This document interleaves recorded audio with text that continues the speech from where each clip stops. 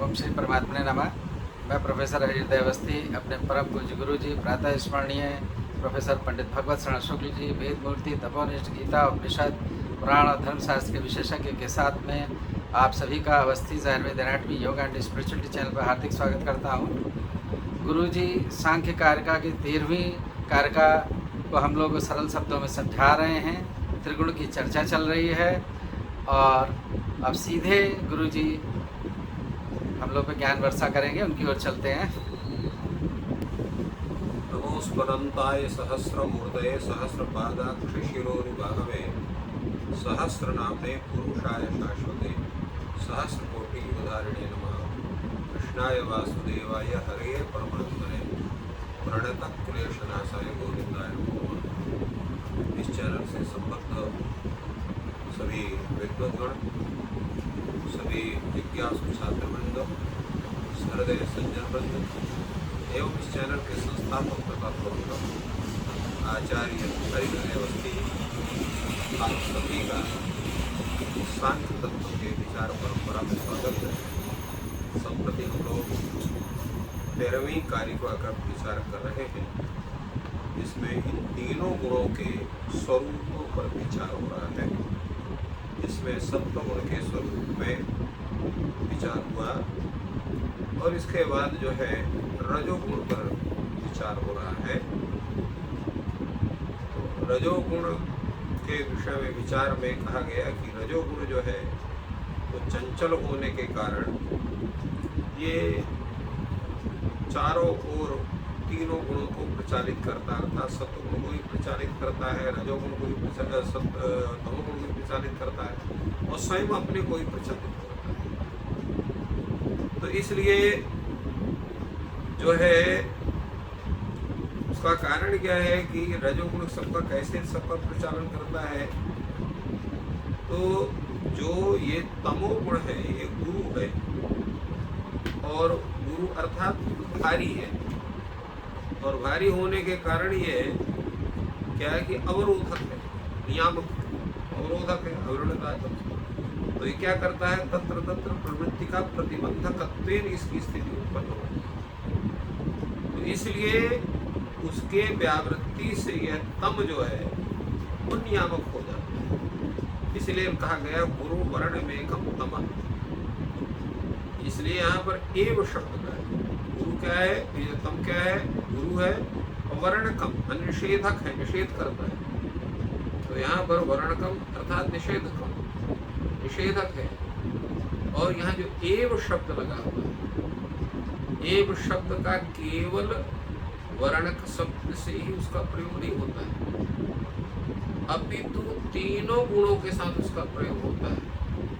तात्पर्य है कि सत्वमेव लघु प्रकाशकम इष्टम रजः एव उपष्टम्भकम चलम च इष्टम।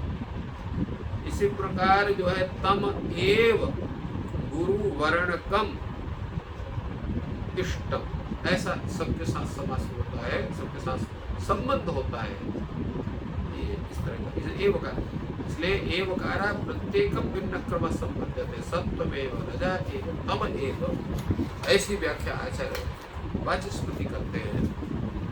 तो इस पर थोड़ा सा विचार है।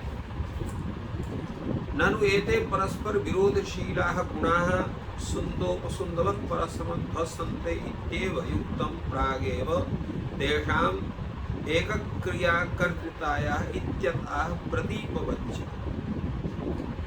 तो भाई ऐसा है, प्रदीपवच्चार्थ तो वृत्ति, एक आगे से प्रश्न होता है। ये तीनों गुण क्या है, परस्पर विरोधी है, तीनों के कार्य भी विरोधी है, परस्पर विरोधी तीनों गुणों मिलकर कोई कार्य करने के पूर्व ही इनको जो है तो क्या करेंगे, ये कैसे रहते हैं, सुंद और उपसुंद नामक राक्षस की तरह। ये सुंद और उपसुंद दोनों में आपस में उनकी नहीं बनती थी, एक एक को भी नष्ट करना चाहते रहे। ठीक उसी ढंग से ये भी एक एक को दबाने के तैयार रहते हैं। कहीं सत्व दोनों को दबाएगा तो कहीं रजो दोनों को दबाएगा, कहीं तमो सबको दबाएगा। तो सुंदर और उपसुंद एक एक को दबाते रहते हैं। उसे परस्पर ये भी पारस्परिक इनका भी अभिघात से जो है विनष्ट हो जाना चाहिए इनका। कैसे मिलकर के काम करते हैं तीनों? तो उस प्रकार है कि प्रदीपवच्च अर्थतः वृत्ति, प्रदीप के समान जो है एक ही प्रयोजन की सिद्धि के लिए मिलकर के कार्य करते हैं। जैसे कल बताया गया था, जैसे प्रदीप है, उसमें तेल है और बत्ती है, तीनों भिन्न भिन्न है, परंतु जब तीनों मिलते हैं तो दीपक ज्वाला होती है और दीपक से प्रकाश होता है। इस तरह से इन तीनों से भी संपूर्ण सृष्टि की प्रक्रिया चलती है। केवल रजोगुण से नहीं चल सकती, केवल तमोगुण से नहीं चल सकती, केवल सत्व गुण से नहीं चल सकती। अब ये तीनों की है। सत्व गुण जहाँ पर जो है कार्य विशेष के विषय में चिंतन करेगा, तो रजोगुण से प्रवृत्ति करेगा, तो तमोगुण उसका नियामक होगा। तीनों की आवश्यकता होगी। ये सब मिल करके कार्य करते हैं, ऐसा देखने में भी एक फर्क होता है। जैसे अग्नि, बत्ती और तेल, ये तीनों परस्पर विरोधी हैं, परंतु तीनों का समावेश दीपक में हो जाता है तो प्रकाश हो जाता है।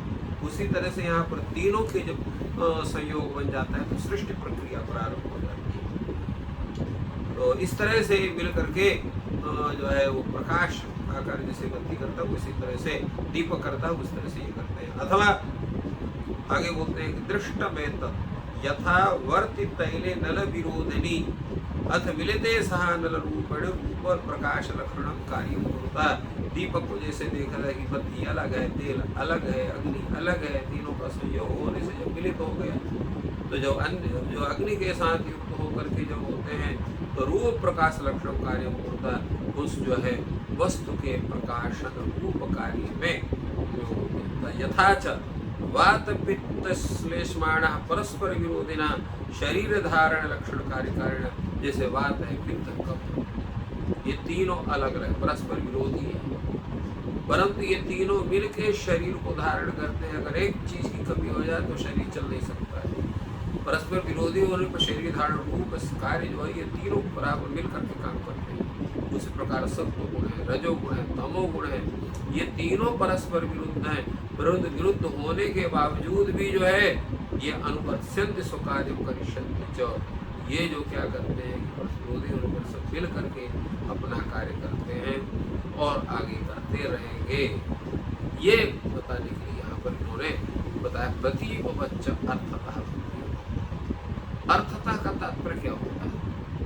तो अर्थ का तात्पर्य होता है पुरुषार्थता, पुरुषार्थ से इनकी वृत्ति होती है, गति नाम प्रवृत्ति होती है। तो इसमें प्रमाण क्या है आगे इसको कहा जाएगा, तथा च वक्ष्यति पुरुषार्थ हेतु न केनचित् कार्यते करणम। ऐसे पुरुषार्थी मुख्य हेतु है, किसी अन्य के द्वारा कोई कार्य प्रवर्तित तो नहीं होता, इसमें कोई दूसरा कारण नहीं। इसी तरह से अत्र च सुख दुख मोह परस्पर विरोधिना स्वस्वान रूपाणि सुख दो महात्मकान्येव निमित्तानि कल्पयन्ति। अब जैसे बताया गया था कि सत्व गुण है तो उसका जो है परिणाम क्या है, सुख है। रजो गुण है उसका परिणाम क्या है, दुख है। इसी प्रकार तमो गुण है उसका परिणाम क्या है, मोह है। तो ये परस्पर विरोधी है, परंतु वे करते क्या है कि अपने अनुरूप सुख दुख मोहात्मक कार्य विशेष के निमित्त बनते, उसके निमित्तता की परिकल्पना करते हैं। तेषां च परस्परम अभिव्याप्य अभिभाव्य अभिभावक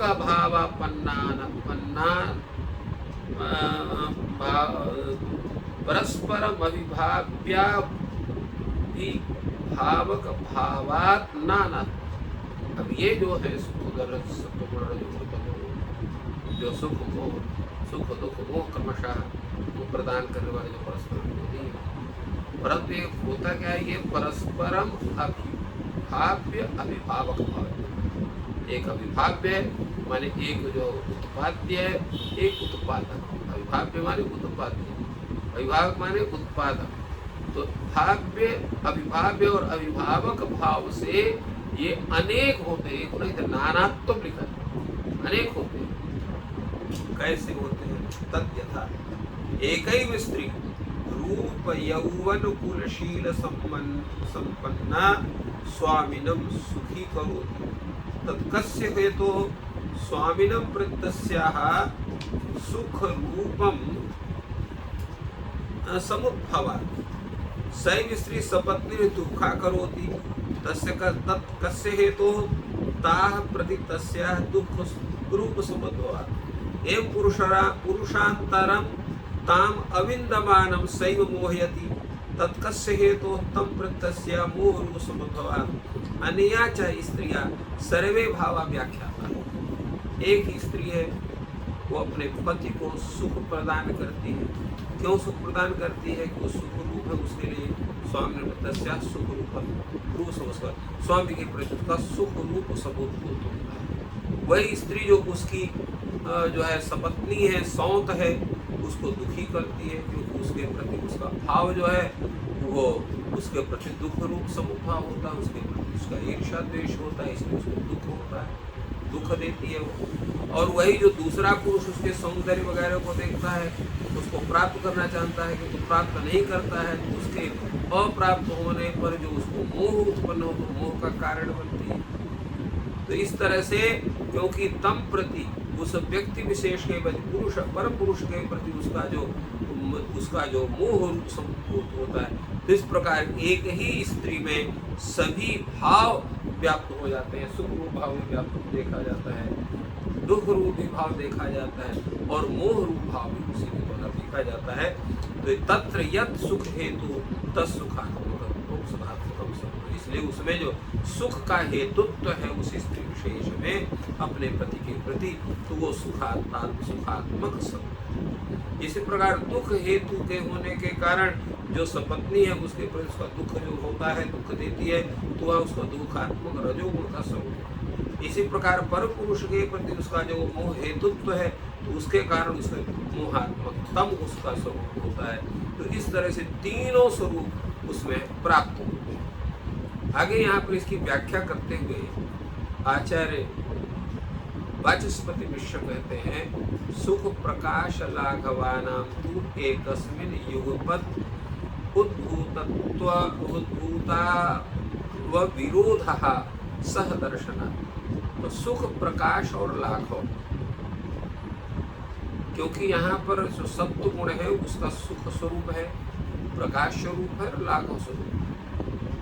तो ये तीनों जो है एकस्मिन् युगपत् भूता विरोध है। युगपत् एक साथ एक वस्तु विशेष में रह सकते हैं, क्योंकि परस्पर में कोई विरोध नहीं होता है।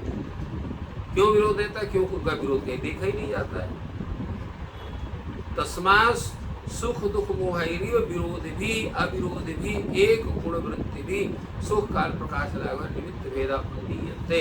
इसलिए सुख दुख और मोह के समान ही अपने विरोधियों के साथ और अविरोधियों के साथ एक एक गुण की वृत्ति होने से सुख प्रकाश और लाघव के साथ इनका जो निमित्त भेद है वो स्वीकार नहीं किया जाता। न निमित्त भेद प्रतीयन्ते, वो निमित्त के भेद का जो है वो समय जो है समावेश नहीं होता, उनका अनुमान नहीं होता।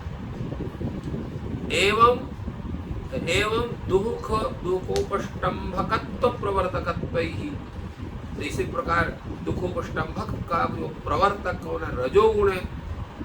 तो रजोगुण के विषय में भी इसी तरह से होती है, स्थिति होती है। तो वहाँ पर भी जो है निमित्त भेद का अनुमान नहीं किया जा सकता है। इसी प्रकार तमोगुण का जो स्वरूप जैसे मोह गुरुत्वावरण स्वरूप है, तो उसमें भी जो मोह गुरुत्व आवरण है उसके भी नियामक के रूप में भिन्न गुणों का अनुमान नहीं किया जा सकता है। इस प्रकार ये तीन ही गुण सिद्ध होते हैं, 30 से अधिक गुण सिद्ध नहीं होते हैं। इस विषय का विवेचन यहाँ पर किया गया और उसका तीनों गुणों का तो इसमें पूर्ण विचार इस तरह से आचार्य ईश्वर कृष्ण की कारिका में जो 13वीं कारिका है उस पर आचार्य वाचस्पति मिश्र जी ने उसका सब प्रमाण और बड़े सरल और तार्किक ढंग से उसकी व्याख्या की। तो इस प्रकार गुरु जी ने बहुत ही सरल शब्दों में व्याख्या की। और सत्व रज तम ठीक उसी तरीके से ये महागुण है, मानसिक गुण हैं, और ये ठीक उसी तरीके से शरीर को धारण करते हैं जैसे वात पित्त कफ आयुर्वेद के अनुसार। तो ये महागुण या मानसिक गुण ये शरीर को धारण करते हैं और बहुत ही सरल शब्दों में गुरु जी ने समझाया। और आपका दिन शुभ हो, ईश्वर आपकी सहायता करें। धन्यवाद।